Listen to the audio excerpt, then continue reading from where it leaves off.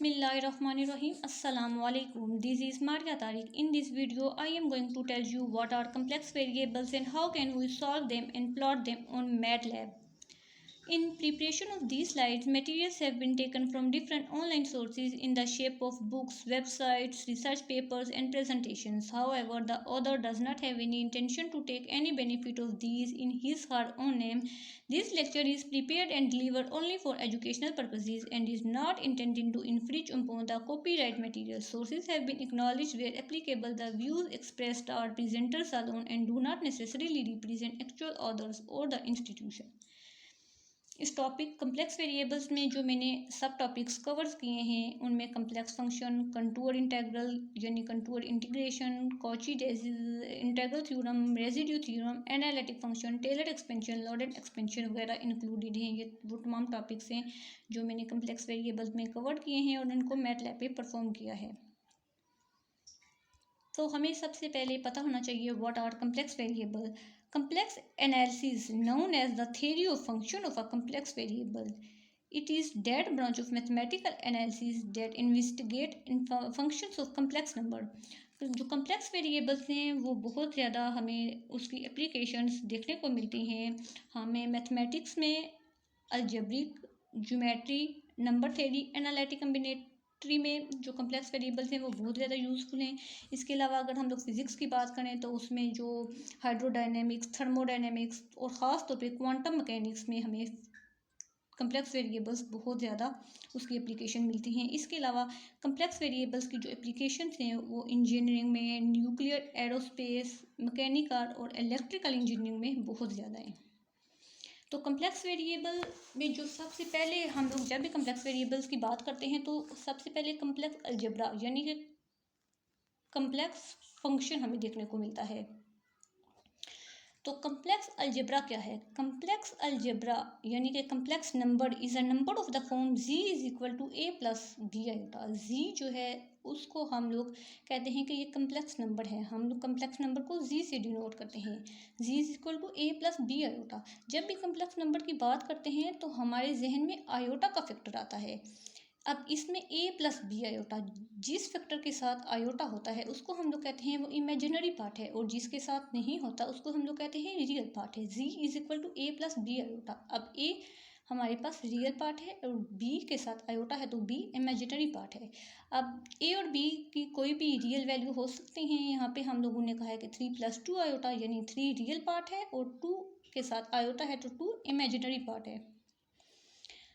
अब हम लोग इसको जो कम्प्लेक्स अलजेब्रा है, कम्प्लेक्स नंबर, इसको हम लोग ज़रा देखते हैं कि मैटलैब पे इसको कैसे परफॉर्म किया जा सकता है. तो ये आप देख सकते हैं z जिसको हम लोग कम्प्लेक्स नंबर को जिससे डिनोट करते हैं हम लोगों ने उसको एक डिफ़ाइन कर दिया, वो 4 प्लस 3 आयोटा है. यानी हमने कम्प्लेक्स नंबर को मैटलैब पे डिफ़ाइन कर दिया. अब हम चाहते हैं कि मैटलैब हमें बताए इसका रियल और इमेजिनरी पार्ट कौन सा है. तो अगर हम लोग रियल पार्ट की बात करते हैं तो हम लोग लिखेंगे रियल ऑफ z. तो मैटलैब हमें बता देगा कि रियल पार्ट कौन सा है. इसमें 4 रियल पार्ट था तो मैटलैब ने हमें वो बता दिया. अब इसके बाद हम इमेजिनरी पार्ट भी जानना चाहते हैं कि वो कौन सा है. तो वो हम लोगों ने इमेजिनरी ऑफ z लिखेंगे तो हमें जो IMAG ऑफ z लिखेंगे तो वो हमें बता देगा कि इसका इमेजिनरी पार्ट कौन सा है. तो आयोटा किसके साथ था? 3 के साथ था तो 3 हमें इमेजिनरी पार्ट मैटलैब ने बता दिया. अब polar form of complex numbers हम लोग देख लेते हैं. अब द मॉडुलस क्या है? हमारे पास मैग्नीट्यूड यानी r is equal to z mod of z is equal to क्या है? Under root a square plus b square. ये है जी हमारे पास मॉडुलस यानी एम्पलीट्यूड. अगर हम इसको फाइंड करना चाहें मैटलैब पे तो हम लोग कैसे इसको फाइंड करेंगे? अब हम लोगों ने मैटलैब पे इसको देखना है तो हम लोग जो कमांड देंगे वो क्या होगी? ABS ऑफ z मतलब कि मैग्नीट्यूड मॉडुलस ऑफ z. तो उसने वो हमें डायरेक्ट सॉल्व करके 5 दे दिया. आप देख सकते हैं हम लोग यहाँ पे 4 को a कह रहे हैं और 3 को b कह रहे हैं. 4 का स्क्वायर लें 16, 3 का स्क्वायर लें 9, 16 और 9 25. जब उसका अंडर रूट लेंगे तो वो 5 आ जाएगा यानी इसका मॉडुलस 5 आ रहा है. इसके अलावा हम लोग बात करते हैं आर्गूमेंट और फेज़ की. हम लोग मैटलैब पे इसको डायरेक्ट फेज़ को भी फाइंड कर सकते हैं यानी एंगल को फाइंड कर सकते हैं. तो वो कैसे हम लोग फाइंड करेंगे? हम लोग क्या कमांड देंगे? वैसे तो हम लोग जब बाई हैंड करते हैं तो हम लोग लिखते हैं tan inverse of b by a, लेकिन जब हम लोग उसको मैटलैब पे करेंगे तो हम लोग देंगे एंगल ऑफ z, तो वो हमें डायरेक्ट उसका एंगल ऑफ z दे दिया जाएगा, मैटलैब हमें आंसर दे देगा। इस तरह हम इसको मैटलैब पे परफॉर्म कर सकते हैं। अब हमें कहा गया कि ये क्वेश्चन हमने मैटलैब पे इसको परफॉर्म किया है। Plot the amplitude and phase of a function f of t is equal to 1 + 0.25 iota into t minus 2। अब लिमिट्स भी हमें गिवन है, t is equal to 0 and 4। सबसे पहले जब हम लोग इसको मैटलैब पे परफॉर्म करेंगे तो हम लोगों ने लिमिट्स को डिफाइन किया, टी इज इक्वल टू 0 से लेके 4 तक। फिर हमने फंक्शन जो था एफ ऑफ टी वो लिखा 1 + 0.25 आयोटा। अब नंबर और वेरिएबल जब लिखते हैं तो स्टेरिक डालते हैं, और जब वेरिएबल इंटू वेरिएबल मल्टीप्लाई करते हैं तो डॉट स्टेरिक आता है। हमने सबसे पहले एम्पलीट्यूड फाइंड करना है, तो एम्पलीट्यूड के लिए हमने जो कमांड दी है वो है ABS ऑफ एस, यानी जो हमारे पास फंक्शन था उसका मैग्नीट्यूड, ठीक है। फिर जो फेस के लिए हमने कमांड दी है वो है radian two degree of angle of F, यानी हमने इसके लिए एंगल की कमांड दी है। फिर हम लोगों ने प्लॉट ड्रॉ इसमें प्लॉट करने हैं, तो प्लॉट के लिए हमने 2 प्लॉट करने हैं, एक एम्पलीट्यूड के लिए और एक फेस के लिए। तो हमने 2 प्लॉट्स को अलग अलग नाम दे दिए, एक को हमने कह दिया कि वो सब प्लॉट 211 है और एक को हमने कह दिया कि वो सब प्लॉट 212 है। तो हमने जब एम्पलीट्यूड के लिए प्लॉट की कमांड देनी है तो वो हमने क्या दिया, प्लॉट टी जो हमारे पास फंक्शन था उसको हमने प्लॉट करना है विद रिस्पेक्ट टू एम्पलीट्यूड हम। और इसके अलावा जब हमने दी फेस के लिए तो हम लोगों ने कहा plot t with respect to p. अब आप जब एम्पलीट्यूड के लिए उसको प्लॉट करेंगे तो आप उसको टाइटल भी दे सकते हैं एम्पलीट्यूड का। हमने एक्स एक्सिस पे टाइम लिया, वाई एक्सिस पे एम्पलीट्यूड लिया। इसी तरह हमने जब फेस के लिए टाइटल दिया तो वो क्या हो गया, वो क्या दिया, face plot of a complex function, और वहाँ पे हमने एक्स एक्सिस पे टाइम लिया और वाई एक्सिस पे हमने फेस लिया। अब हमने इसको प्लॉट किए, हमारे पास मैटलैब ने हमें प्लॉट दिए, आप देख सकते हैं एम्पलीट्यूड का प्लॉट और फेस का प्लॉट। एम्पलीट्यूड के प्लॉट में आप देख सकते हैं एक्स एक्सिस पे टाइम है, फेस के भी एक्स एक्सिस पे टाइम है, लेकिन एम्पलीट्यूड के जब हमने वाई एक्सिस पे देखा तो एम्पलीट्यूड था और फेस का वाई एक्सिस पे फेस था। इस तरह आप जो प्लॉट्स हैं वो मैटलैब पे परफॉर्म कर सकते हैं। लिमिट्स आप देख सकते हैं वो 0 से लेके 4 तक हैं। जो टाइम की लिमिट्स हैं वो एम्पलीट्यूड के लिए भी 0 से 4 है और फेस के लिए भी 0 से 4 है। इस तरह आप ये क्वेश्चन मैटलैब पे परफॉर्म कर सकते हैं। नेक्स्ट है Cauchy Riemann condition. Cauchy Riemann condition क्या होती है, अगर आप u को with respect to x differentiate करें तो वो इक्वल होना चाहिए v को विद रिस्पेक्ट टू y। आप डिफ्रेंशिएट करें तो u एक रियल नंबर है और v एक, हम इसको कहते हैं ये एक इमेजिनरी पार्ट है। इस तरह अगर आप u को with respect to y differentiate कर रहे हों तो it should be equal to minus of अगर आप v को with respect to x differentiate करें। ये हमारे पास कौची रीमैन कंडीशन है। अगर हम कहते हैं कि अगर हमारा जो फंक्शन है अगर वो एनालिटिक है तो वो जो कौची रीमैन कंडीशन है उसको वो ओबे कर रहा होता है।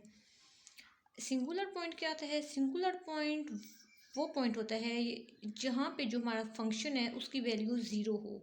अगर मैं कहूँ कि मेरा जो फंक्शन है वो है एफ ऑफ z-3, ये एक फंक्शन है। तो अगर अब ये कब z-3 0 कब होगा, जब z हमारे पास 3 होगा। तो 3 वो पॉइंट है जहाँ पे ये फंक्शन 0 होगा। तो हम लोग जो 3 है उसको कह सकते हैं कि ये सिंगुलर पॉइंट है जहाँ पे पूरा फंक्शन 0 हो जाए। अब ये एक छोटी सी एग्जांपल भी हमने सॉल्व की हुई है। ये f of z is equal to z² और z हमें पता है वो होता है हमारे पास x प्लस आयोटा वाई। हम लोगों ने यहाँ पे लिखा हुआ है z² क्या है होगा वो x minus iota into x plus iota y, तो वो क्या हो जाएगा x² minus y² plus 2xy iota. तो अब आप इसको डिफ्रेंशिएट करें u को विद रिस्पेक्ट टू x और v को विद रिस्पेक्ट टू y, तो आप देख सकते हैं यहाँ पे कि ये जो कौची रीमैन कंडीशन है इसको सेटिस्फाई कर रहा है। तो हम लोग कह सकते हैं जो z² है वो एक एनालिटिक फंक्शन है। एनालिटिक फंक्शन क्या होता है ये हम आगे भी डिस्कस करेंगे।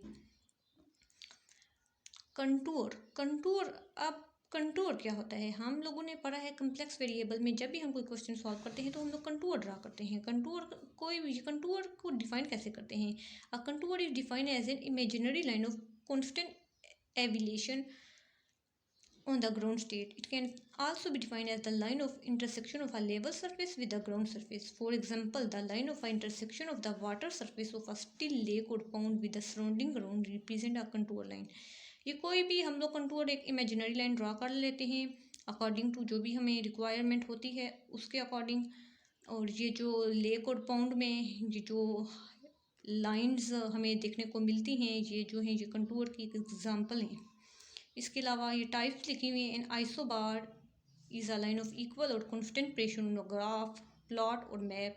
N isopleth contour line of pressure जो ये प्रेशर की जो कंटूर लाइन है। अब एनालिटिक फंक्शन क्या होता है, हमने पहले भी पढ़ा है कि जो एनालिटिक फंक्शन है वो कोची रीमैन जो कंडीशन है उसको सेटिस्फाई करता है। If f of z is differentiable and single value in a region of a complex plane it is said to be an analytic function in that region. अगर हमारे पास complex variable की बात करें तो कम्प्लेक्स प्लेन होगा। अगर एक complex plane यानी कोई भी हम लोग कंटूर ड्रा करते हैं और उसमें जो हमारा फंक्शन है वो हर पॉइंट पे डिफरेंशिएबल है और वो सिंगल वैल्यू है तो हम लोग उसको कह सकते हैं कि वो एक एनालिटिक फंक्शन है। If f of z is analytic everywhere in the finite complex plane we call it an entire function. अगर एक फिनाइट कम्प्लेक्स प्लेन में हमारा फंक्शन एनालिटिक हर जगह है तो वो फिर हम उसे कहते हैं कि वो क्या है, वो इंटायर फंक्शन है। जो एनालिटिक फंक्शन है उसकी हम लोग जो एप्लीकेशन हैं वो देख सकते हैं advance theory of modern physics में और डिस्पर्शन थ्योरी में वो बहुत इम्पोर्टेंट रोल प्ले कर रहा है। कॉची-इंटेग्रल थ्योरम क्या है? If f of z is analytic function at all point of a simply connected region in complex plane and if c is close contour within a region then according to Cauchy integral theorem f of z d z is equal to zero. यानी अगर हमारा जो integral है वो close integral है तो हम जब उसको इंटीग्रेट करेंगे एफ ऑफ जी डी जी को तो वो ज़ीरो होगा। ये हमें कहता है Cauchy integral theorem. A region is simply connected if every closed curve within it can be shrunk continually to a point that is within the region. A simply connected region is one that has no holes. अब हमने contour जो है उनको MATLAB पे कैसे plot करते हैं, यहाँ हमने इनको मैटलैब पे परफॉर्म किया है। अब आप कोई भी फंक्शन एफ एक्स और वाई कोई भी वेरिएबल्स आप इनको ले लें, डिफाइन कर लें मैटलैब पे दो वेरिएबल्स। हम कमांड क्या देंगे, मैश ग्रिड। ये अब आगे जो मैंने ब्रैकेट्स में लिखा हुआ है -3 0.13, ये -3 से लेके 3 तक ये जो मैंने दी है कमांड, ये लिमिट्स दी हैं मैंने -3 से लेके 3 तक। यानी बाउंड्रीज जो एक्स और वाई की वैल्यूज़ हैं वो लिमिट्स -3 से 3 के तक हमने जो कंटूर है वो ड्रा करना है और जो 0.1 है वो स्पेसिंग है इनमें। अब जो हमारा हमने फंक्शन है जिसका कंटूर ड्रा किया है वो है z is equal to x square minus y square और कंटूर हमने किसका एक्स वाई का किया है विद रिस्पेक्ट टू z। तो ये आप देख सकते हैं कंटूर हमने ड्रा किया है। अब इसी तरह ये आप दूसरा कंटूर देख सकते हैं। ये आप देख सकते हैं पहले कंटूर इस कंटूर में क्या डिफरेंस है, इसमें जो लाइंस हैं वो काफ़ी क्लोज हैं दूसरे कंटूर्स में और काफ़ी ज़्यादा हैं। तो अगर आप जो लाइंस हैं इनको इंक्रीज़ करना चाहें तो आप जब कंटूर की कमांड देंगे तो साथ में उसके 25 लिख सकते हैं, तो वो जो लाइंस है वो इंक्रीज़ हो जाएंगी। ये जो बताए हैं मैंने आपको ये 1 डायमेंशनल कंटूर हैं। अब ये एक और कंटूर मैंने ड्रॉ किया है, ये उसी फंक्शन का ही है z is equal to x square minus y square का, लेकिन इसको मैंने 3D में ड्रॉ किया है। तो मैंने इसको जो कमांड दी है वो है कंटूर 3xyz। आप इसको कलरफुल भी ड्रॉ कर सकते हैं कंटूर को, और अगर आप इसको कलरफुल बनाना चाहते हैं तो आप जो कमांड देंगे वो होगी कंटूर f XYZ। ठीक है, एक्स वाई का आपने कंटूर ड्रा किया विद रिस्पेक्ट टू, आपने जी का ड्रॉ किया with respect to x Y और जो आपने कमांड दी वो कंटूर एफ की दी। अब कंटूर ये भी कुछ 3D कंटूर्स हैं। ये स्फीयर फॉर्म में अगर आप ड्रा करना चाहते हैं तो आप जो देंगे कमांड, आप जो कंटूर डिफाइन करें तो 3z है, तो एक्स वाई जी को जो मैंने स्फीयर की फॉर्म में करना है तो मैंने स्फीयर कह दिया। स्फीयर 50 यहाँ पे मैंने लिखा है कि ये थोड़ा सा क्लोज लाइनें हूँ, इसलिए अगर आप लाइंस को क्लोज करना चाहते हैं तो 50 की इस पे कमांड दे सकते हैं। और ये 3D है तो कंटूर 3 का है। अब ये आप अगला कंटूर देख सकते हैं एक और।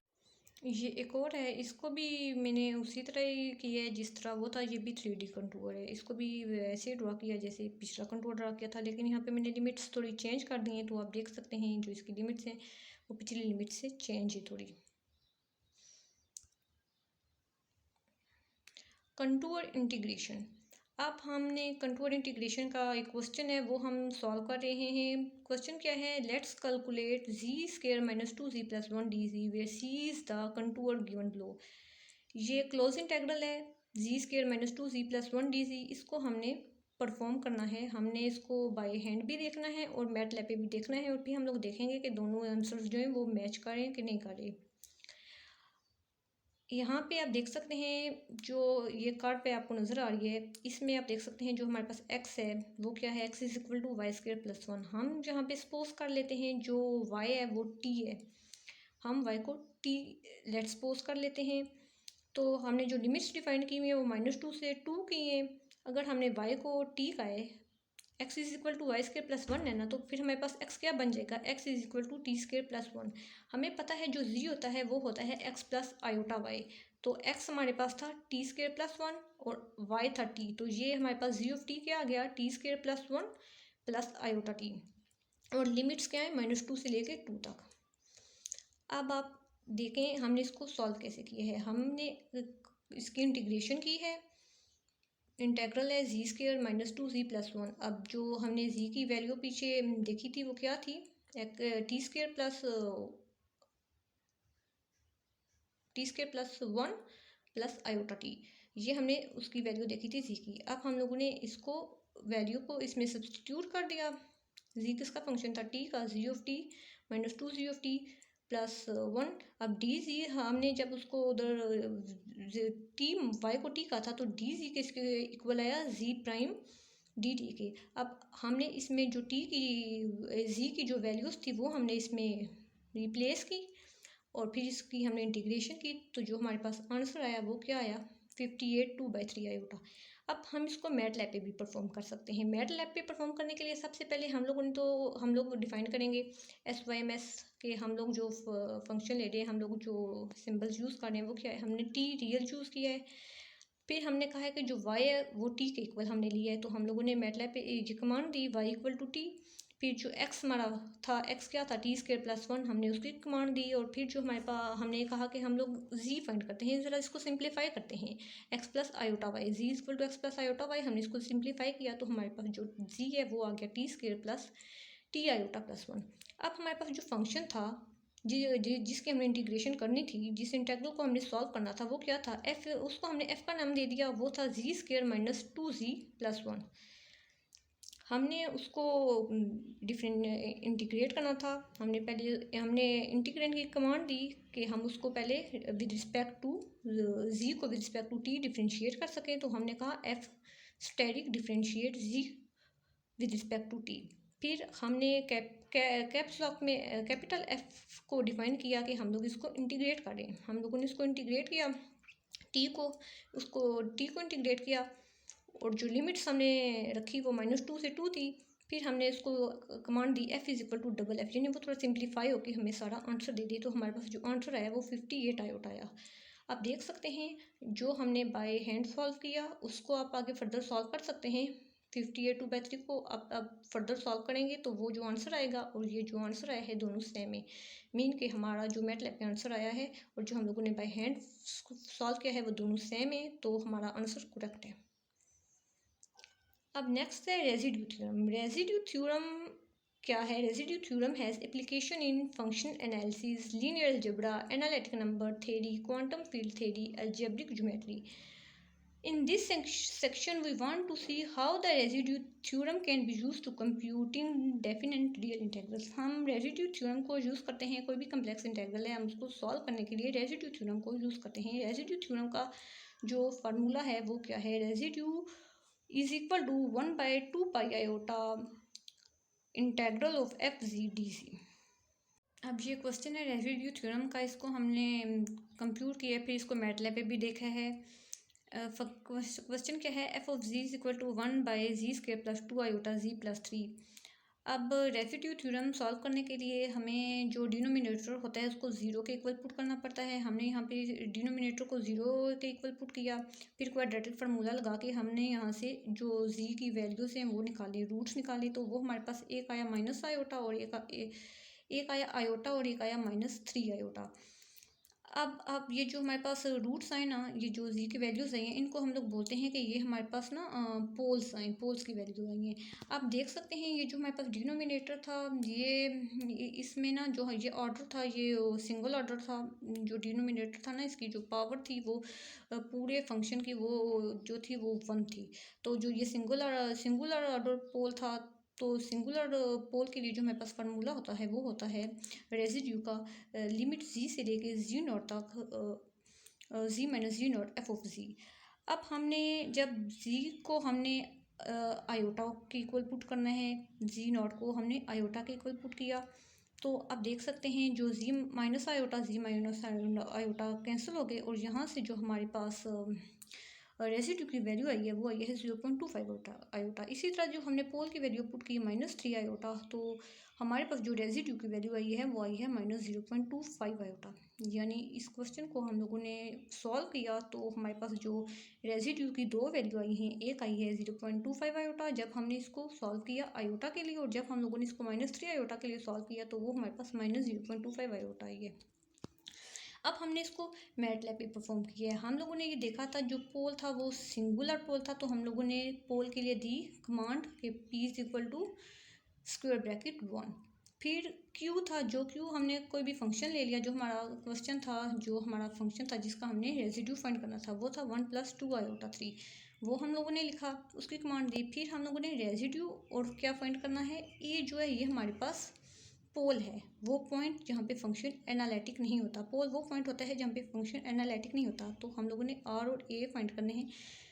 एक ही कमांड दी, is equal to residue find करना है पी का, पी जो सिंगुलर पोल था और जिसका फाइंड करना है वो क्यू है। तो हाँ, आप देख सकते हैं जो हमारे पास रेजिड्यू आए हैं वो क्या आया है, +0.25 आयोटा और -0.25 आयोटा। पिछले जब हमने उसको बाई हैंड सॉल्व किया था तो यही रेजिड्यू आए थे। इसी तरह जो हमारे पास पोल्स आए हैं वो क्या आया है, -3 आयोटा और +1 आयोटा। ये भी हमने जो पीछे फाइंड किए थे वही आए। इस तरह आप इसको मैटलैब पे परफॉर्म कर सकते हैं। नेक्स्ट हमारा है टेलर एक्सपेंशन। टेलर एक्सपेंशन भी जो है कम्प्लेक्स वेरिएबल का एक टॉपिक है। टेलर एक्सपेंशन होती क्या है, the Taylor series of a real or complex valued function f of z that is infinitely differentiable at a real or complex number a is the power series f of a plus f dash of a by 1 factorial x minus a plus f double dash of a by 2 factorial x minus a whole power 2 plus f 3 dash by 3 factorial x minus a power 3 plus so on। इसको हम लोग simplify कैसे कर लिख सकते हैं, जो f of n of a है by n factorial into x minus a power n। जो हमारे पास एफ एन ऑफ ए है वो क्या है, nth डेरिवेटिव ऑफ एफ है एट द पॉइंट ए। जब ए ज़ीरो होता है तो हम लोग इसको कहते हैं कि ये हमारे पास मैक्लॉरिन सीरीज़ है। ये जो आप देख सकते हैं ये इसका जनरल फार्मूला है टेलर सीरीज़ का। इसको लेकर हम लोग चलते हैं। टेलर सीरीज़ को हम लोगों ने मैटलैब पे कैसे परफॉर्म करना है, सबसे पहले तो आपको कोई भी जो आप वेरिएबल लेते होते हैं आप उसको डिफाइन करते हैं। एस वाई एम एस हमने यहाँ पे एक्स लिया है, हम लोगों ने उसको डिफाइन किया। फिर जिस फंक्शन का हम लोगों ने टेलर फाइंड करना होता है, टेलर सीरीज़ वो हमने लिखा। यहाँ पे हम लोगों ने फाइंड करने हैं एक्सपोनेंशियल -x का, तो हम लोगों ने उसका लिखा, वो फंक्शन डिफाइन किया। फिर हम लोगों ने कहा कि हम लोग इसका टेलर ऑफ एफ यानी इस फंक्शन का टेलर फाइंड करना चाहते हैं, तो ये हमारे पास टेलर सीरीज। उसके आगे प्रीटी टेलर ऑफ एफ का आप कमांड दे सकते हैं ताकि आपके पास जो फंक्शन है वो एक सीक्वेंस में आए और वेल ऑर्डर में आ सकता है। इसके अलावा आप टेलर एफ ऑफ ऑर्डर 10 की कमांड दे सकते हैं, ये ताकि आपका जो एक्सपेंशन है वो 10th ऑर्डर तक ना वो एक्सपेंड होता है। अब ये क्वेश्चन है, ये आगे ये भी जो पिछले को लेके चले हम लोग, फिर इसका एक्सपेंशन पॉइंट हमने कह दिया कि 1, यानी कि जो एक्सपोनेंशियल है उसमें से उसके वो -1 एक्सपोनेंशियल हर टर्म के साथ जो है ना वो उसमें से -1 हम लोग लिख देते हैं। ये भी फिर इसको भी प्रीटी टेलर करेंगे तो वो एक हमारे पास अच्छा सा सोल्यूशन दे देगा एक वेल मैनर में। अब ये एक क्वेश्चन है, use the formula for the coefficient in terms of derivative to give the Taylor series f of z is equal to e z. अब हमने ई सी की टेलर एक्सपेंशन फाइंड की हुई है, यहाँ पे आप देख सकते हैं जो इसकी एक्सपेंशन आई हुई है ई जी की, वो क्या आई है 1 plus g square by 2 factorial plus ji cube by 3 factorial and so on. जब हमने इसको मैट लैब पे परफॉर्म किया तो हमने सबसे पहले किया कि f is equal to exponential of z, ठीक है। और हम लोगों ने जी को डिफाइन किया था कि जी हमने एफ और फंक्शन डिफाइन कर दिया ना कि वो एक्सपोनेंशियल ऑफ जी एक फंक्शन डिफाइन कर दिया, फिर हमने कहा इसका जो एक्सपोनेंशियल ऑफ जी है इसका टेलर फाइंड करें। तो टेलर हमारे पास आ गया, आप देख सकते हैं ये वाला टेलर जो मैटलैब पे आया है और जो हमने ऊपर लिखा हुआ है वो, और ये दोनों सेम है। अब ये कोर क्वेश्चन है फाइंड द टेलर सीरीज। अब हम ये किसके लिए फाइंड करते हैं, लॉग ऑफ 1 प्लस जी के लिए। इसके लिए हम लोग टेलर ऑफ सीरीज फाइंड करें हैं। ये पूरा सॉल्यूशन है कि हम लोगों ने इसको कैसे फाइंड करना है। यहाँ पे जो फंक्शन है वो जी इज इक्वल टू जब -1 होगा तो वो एनालिटिक नहीं होगा, यानी वहाँ पे वो 0 वैल्यू देगा। एफ ऑफ अब इसका हम लोगों ने सिंगल डेरिवेटिव लिया, वो हमारे पास आ गया 1 minus z plus z square minus z cube plus 4। तो जब हम लोगों ने इसका टेलर फाइंड किया तो वो हमारे पास क्या आया, a naught plus z minus z square by 2 प्लस जी क्यूब बाई 3। अब हम लोगों ने इसका मैटलैब में भी इसको परफॉर्म किया तो आप देख सकते हैं हम लोगों ने पहले यहाँ पे जो फंक्शन है वो जी है उसको हम लोगों ने पहले उसकी कमांड दी, फिर f is equal to log 1 plus z हम लोगों ने फंक्शन को डिफ्रेंशिएट किया, फिर टेलर ऑफ एफ जिस फंक्शन का हमने टेलर फाइंड करना है वो लिखा। तो आप देख सकते हैं जो हमारे पास मैटलैब का कमांड है और जो हम लोगों ने इधर देखी है वो दोनों सेम है। इसी तरह हम लोग इसका ग्राफ भी ड्रा कर सकते हैं मैटलैब पे। तो हम कोई भी फंक्शन आप डिफाइन कर सकते हैं।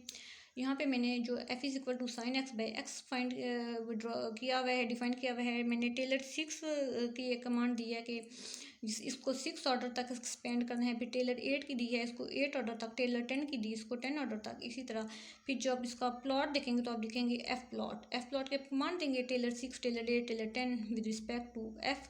तो आप देख सकते हैं यहाँ पे आपको 3 जो ग्राफ हैं प्लॉट्स हैं वो टेलर के नज़र आ रहे हैं। लिमिट्स आप लिमिट्स भी दे सकते हैं ग्राफ को, -4 से 4 मैंने लिमिट्स दी हैं। आप फिर इसकी ग्रिड ऑन कर सकते हैं, ये जो आपको बॉक्सेस नज़र आ रहे हैं ग्रिड ऑन होने की वजह से हैं। अगर आप इसको जो टेलर है इसको इसके ऊपर जो भी आपने ये जो ग्राफ हैं आप इनको बताना चाहते हैं कि ये कलर कौन से ग्राफ को शो कर रहा है तो आप ये सारी कमांड्स दे सकते हैं जिस तरह मैंने दी हुई है। साइन एक्स अप टू 6 के लिए मैंने साइन एक्स की दी है, फिर इस तरह x8 के लिए भी मैंने दी है, x10 के लिए भी मैंने दी हुई है। और फिर जो मेरा पास जनरलाइज फंक्शन था साइन एक्स बाई एक्स उसके लिए भी मैंने इसको ये कमांड दी हुई है। तो अगर आप चाहते हैं कि आप टाइटल भी दें जिस फंक्शन का आप प्लॉट करें उसको, अगर आप टेलर सीरीज़ चाहते हैं कि आप कोई देखे तो उसको पता लग जाए टेलर सीरीज़ एक्सपेंशन है और वो ग्राफ पे आप टेलर सीरीज़ दिखे आपको, तो आप लोग को टाइटल की कमांड दे सकते हैं। तो मैंने टाइटल की भी कमांड दी, यहाँ पे आप देख सकते हैं ग्राफ पे आपको सारी चीज़ें नज़र आ रही हैं। नेक्स्ट है Laurent expansion. In mathematics the Laurent series of a complex function f of z is representation of that function as a power series which included terms of a negative degrees. It may be used to express complex function in a case where a Taylor series expansion cannot be applied. Laurent series का जो expression है वो है a n is equal to 1/2 pi iota integral of f of z z minus c power n plus 1 d z. अब Laurent series और Taylor series में difference क्या है, the Laurent series different from Taylor series by feature of negative power z minus z naught. Laurent series will always diverge at leaves z is equal to z naught and perhaps as far out as some distance r। जो Laurent series है वो उस जब हमारे पास Taylor series की limitations आ जाती हैं तो फिर हम वहाँ पे जो है लॉरेंट सीरीज़ को अप्लाई करते हैं। अब लॉरेंट सीरीज़ का ये कुछ क्वेश्चन थे जो मैंने मैथमेटिका पे परफॉर्म किए हैं, मैटलैब पे भी मैंने करने की कोशिश की थी लेकिन कुछ एरर आ रहा था तो वो इंशाल्लाह बाद में मैं कोशिश करूँगी और फिर आपके साथ शेयर करूँगी। ये कुछ कमांड से पहले मैंने फंक्शन को डिफ़ाइन किया जो मेरे पास था वो क्या था, 12/2 माइनस जी इंटू जी 1 प्लस जी, ये मेरे पास फंक्शन था, इसको मैंने पहले डिफ़ाइन किया। फिर इसकी जो मैंने कमांड दी वो थी series of f f of z, और जो लिमिट्स थी वो मैंने 0 से 3 कह दिया। फिर ये मेरे पास ये आप देख सकते हैं आउटपुट आ गई ये सीरीज़ की। अगर आप चाहते हैं कि आप जो लिमिट्स हैं वो जाएँ उसकी आप लिमिट 6 तक देना चाहते हैं तो आप ये देख सकते हैं z is equal to infinity 6 की कमांड दे सकते हैं, तो वो आपकी जो पावर है वो 6 और 6 से आप 6 तक जा सकती है z की पावर। इस तरह आप लोग इसका प्लॉट भी कर सकते हैं। प्लॉट के लिए आप जो कमांड देंगे वो होगी plot F f of z, और फिर जो भी आप लिमिट्स डिफाइन करना चाहें वो आप कर सकते हैं। अब ये भी आगे कुछ कमांड्स हैं जो मैंने मैटलैब पे परफॉर्म की हुई हैं। अगर आप इसको फुल सिंप्लीफाई करना चाहते हैं तो आप पहले मैंने इसको डिफ़ाइन किया हुआ है एफ एफ ऑफ 1 मैंने, और एफ एफ ऑफ 2 भी मैंने इसको डिफ़ाइन किया हुआ है फंक्शन को। उसको फिर मैंने कहा कि उसको फुल सिंप्लीफाई करें, तो वो जब फुल सारा सिंप्लीफाई हो जाएगा तो वो 0 आंसर दे रहा है। इस तरह आप इसको डिफरेंट तरीके से एक्सपेंड भी कर सकते हैं। इसको आप अप टू 4 चाहते हैं कि जो जी की पावर 4 तक एक्सपेंड हो, तो आप इन्फिनिट जो लिमिट्स देंगे वो जी इन्फिनिटी 4 तक दे सकते हैं। इसी तरह आप उसको 3 तक भी एक्सपेंड कर सकते हैं। आप जैसे आपकी मर्ज़ी आप उसको एक्सपेंड कर सकते हैं। ये कुछ रेफरेंसेस हैं जहाँ से हम लोगों ने मटेरियल उठाया था, कुछ हम लोगों ने जहाँ से मदद ली थी, ये वो तमाम रेफरेंसेस हैं। ये वो वीडियो तमाम टॉपिक्स थे जो मैंने कम्प्लेक्स वेरिएबल के कवर्स किए थे। उम्मीद है आपको पसंद आए होंगे। Thank you.